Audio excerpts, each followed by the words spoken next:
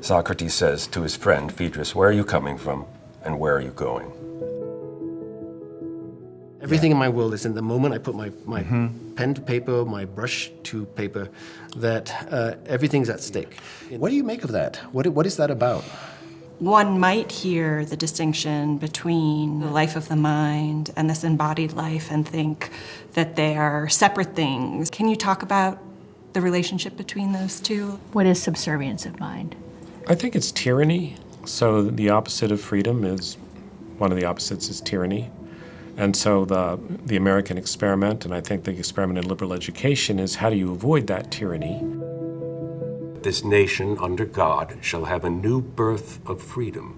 What do you think he means by new birth of freedom? Inaugurating a new birth of freedom carries along with it the implication that something's happened to the old. Why is this word right in there? That seems to be an affirmation of this person's being. I think this carries on the sort of rebellious and counterintuitive claim of the first quatrain, namely that one should hurt. In a world where everything is beautiful, where everything is perfectly structured, which is what Critias seems to want and has something to do with his tyrannical impulses, that's a world where thinking can't take place and therefore self-knowledge can't take place, and therefore it's a world where there's not anything like a human soul. What then is there? What do you care about? And he pauses and he replies, the eternal present. Shall we test if mathematics is indeed a perfect language, or maybe the perfect language? Or at least is pointing that way. A universal language that compels mutually perfect assent between people, among people. That's a wonderful without way. Gaps of cloudiness and misunderstanding. Right.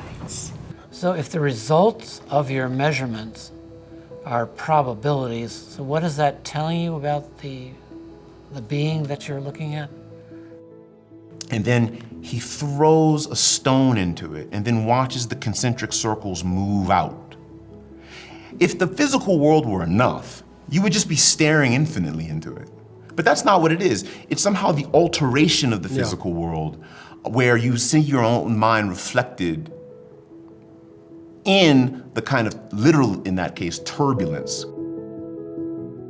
Then at the end, 5 different strands of argument came together in a moment, and I remember laughing aloud, sort of leaning back, almost tumbled out of my chair, because the proof was like a joke. It was like a perfect joke. It was like the perfect Rube Goldberg machine where things didn't seem to make any sense, and then suddenly, bang, they were all together as you couldn't possibly have expected. And the surprise is to show you a surprising order in things that seem disordered.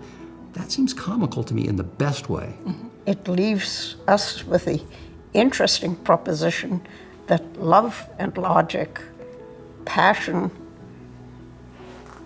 and thinking are closely intertwined.